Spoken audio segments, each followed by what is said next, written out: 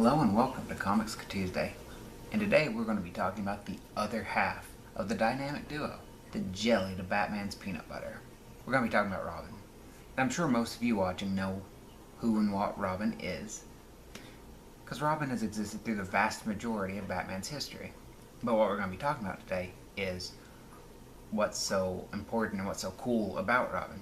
But the basic concept is child sidekick to Batman, which is wildly irresponsible. Let's not have any disagreement about that. But we ignore that because comics. And Robin was clearly intended to be sort of a fill-in character, you know? Obviously so, because it's a little kid, so you have little kids reading, pretending like they could team up with Batman. And that's a really cool idea. But that's not the only role that Robin plays. More on that later. But first, I want to go through all of the Robins in the main continuity. The first and most famous is Dick Grayson. And it all started when Batman was at a circus show. Because, you know, he does that. And he sees a young boy, trapeze artist, with his parents. The parents die. Batman, dead parents, relates, takes the kid in, and because he's a psychopath, trains the boy to be a, nighttime vigilante ninja. And Robin is born. But as Dick grows up, Batman is looking to fill the role again. And so as another child is vandalizing the Batmobile, Batman thinks, instead of punching him in the face, I take him in and make him fight for justice. And so that is how Jason Todd becomes Robin, until this is the big moment. Joker succeeds in killing Robin. And Batman is grief-stricken, and there's a very interesting arc following that, until the next Robin comes along. But the death of Jason Todd kind of frames this, because Tim Drake, third Robin, is something of a boy genius, who gets to thinking long and hard about Batman, realizes that must be Bruce Wayne.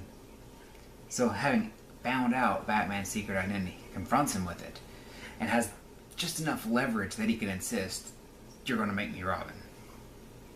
And so it happens. And the final in-continuity Robin is Damian Wayne, sharing the family name of Bruce Wayne because it's his son. You might ask, Batman's not very good with the ladies, why does he have a son? And that's kind of the interesting part. Damian is the offspring of Batman and Talia al Ghul, daughter of noted Batman villain and Liam Neeson, Ra's al Ghul.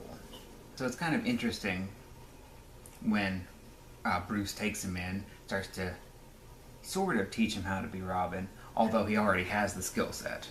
And it's kind of an inversion on the old format of things, because it's in the past been Batman taking a kid in and imagining that that's his son and relating to them as though it's a parent-child relationship, but then it actually is, and it's really interesting to see how that makes things different between them.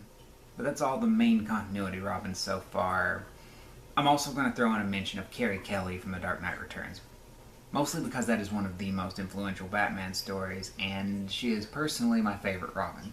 So as I mentioned near the start of the video, the main intended purpose of Robin is to be a fill-in character, to imagine that you're right there with Batman, but the original intended purpose of Robin is to be that fill-in character. You know, Batman's hanging out with a kid, so kids imagine, I could be right there with Batman.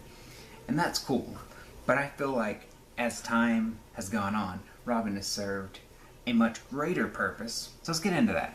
Robin in the Batman comics is key to getting a much more personal look into who and what Batman is than I think we could have gotten any other way. As obvious as that sounds, I feel like it's something that's grown slowly over time. And so I went into some of the backstory of each of the consecutive Robins, and that can help us mark the growth of Bruce Wayne and Batman from being a very broken individual, having never recovered from his parents' death, to acting more and more like a normal person. So let's begin again at Dick Grayson. He sees this child who's just lost his parents. He relates. He understands, me and this boy, we're the same. And so he takes him in, and through their camaraderie, Dick grows up just as capable and like smart and strong and tough as Batman, but he's in a much better place psychologically because he had the one thing that Batman never had: a Batman to take care of him. And Jason Todd probably was going to experience a similar development, but then he dies. And so Batman is again presented with the need to grieve.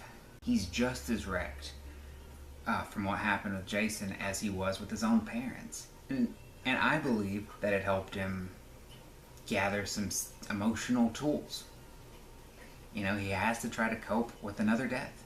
And the biggest thing to help, Tim Drake, who comes in, doesn't take no for an answer, puts himself into Batman's life, and I think helps him to move on more towards normal. So much so that he's now able to care for his own son. Confidently so. So maybe you see what I'm getting at here. He starts off so broken, but now there's so many signs of him being a normal individual, having a family and everything. A weird family, but I mean, it's Batman.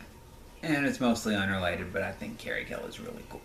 And fits well with the crazy Batman, because she has such a joy that it kind of counterbalances Bruce's darkness. But back to the main line. Robin has been the greatest resource for Batman Bruce Wayne developing as a character, bettering himself and having an actual character arc instead of just being Batman and existing as Batman, which, you know, would be interesting. But it's so much better to be able to track progress. That's it for today. Have any thoughts on Robin? Who's your favorite Robin? Leave it all down in the comments section.